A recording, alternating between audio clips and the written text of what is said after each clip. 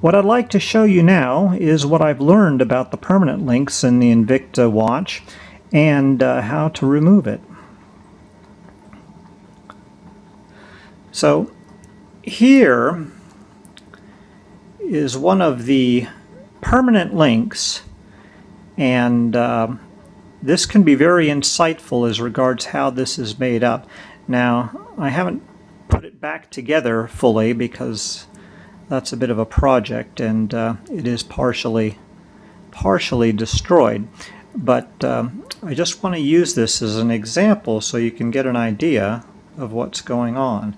So here is what the link approximately looks like when it's installed, and the process by which I pulled this apart was to pry up the edge here and the edge here, and actually also you can see that this leafs down, as does this side, and then the top right here, and you can see this is another just like this one. You can see the arrow there, and it was originally folded back down right there. So you've got these seams here, here, and on the edge here. And what you do is take a very small pin to start with and drive it in order to start separating, and then you can take a pointy tool like this or a very small flat screwdriver and start prying it apart. You know, the construction of this link is a lot different than, you know, the only other example I saw of permanent link removal was a Rolex link, and that one you end up like pulling these two sections off, and there's a pin, two pins between them, and that's not the case with this Invicta. So this is the construction of the Invicta permanent link. Let's get a good view of that. And what it is once you've plied back the tabs here, and you can kind of see how that just folds around this laminated metal construction. It's almost like a padlock. And if I remove the various sections for you, then you can begin to see what they've done. Now, the stuff inside's not really important, but it is rather curious. So here's one laminate piece, and then there's an identical laminate piece right underneath it, and then there's a small flat piece, and then there is, I believe there's one more, yeah. And there's one more laminate piece. Yeah, all pretty much, well, you know, it looks like that, yeah, that one's got a bit of a notch in it. So they're not all exactly the same, because this one has a bevel in it for the pin to run through from. So anyway, that is the innards, and now you can kind of see how this thing is constructed. Let's just put that down for a second. And it's just a piece of sheet metal, and this being a two-tone watch, this part is gold and gold-plated, gold anodized or whatever, and then it just folds together over this construction of plates. Now, when you're removing this as a permanent link, and again, I'm simulating this with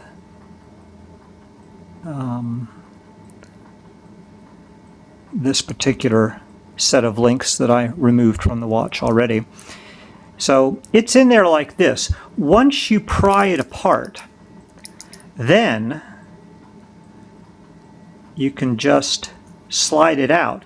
And again, imagine that this right here is a permanent link, and you're left with then a permanent rod in there, because in the permanent link you're not going to have the holes here that let you extract the rod. So anyway, that's how you remove one permanent link. And then I'll show you as I've done it on my watch. I've merely taken the end piece here. Oh, that's going to reflect something terrible there. I've taken the end piece, and then it's just a bit of sheet metal that's rolled over on itself. You can see on the two sides here, one side on the clasp and one side on the link. So what you do is just stick maybe a pin to start with, and then a screwdriver. Start going increasingly larger screwdrivers, and then just go ahead and pry this part of the metal band open. You can see you just pry that open and then slide it out, sort of similar to what I've done with this example here. So when you unfold it, it'll look something, like that. It'll be sticking up like that. And now you don't have to unfold it all the way, just enough to get it past opened up, so you can insert it. That's what you're really working towards, is just getting it open enough so that you can insert it around the permanent link and then bend it back so it stays shut. And it bends quite easily once you get it open. So that's how you do it. So that is the mystery of the Invicta permanent links solved.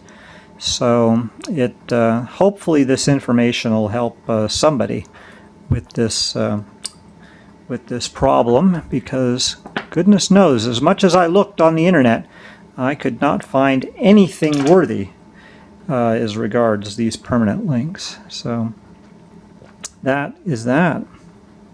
One of the things that I neglected to mention was that inside the small band that connects the link to the clasp, it has a small tube in it, and that tube, when you initially remove one of the removable pins to decouple the clasp from the links, you'll see that this tube just drops out of there. Now this tube keeps things from sliding around, and it's going to need to be installed back over an exposed pin when you reattach the clasp to one of the permanent links after you've shortened the bracelet. So this isn't too difficult. The little tube has a slot that runs lengthwise on it, and you can, in a small vise certainly helps with this.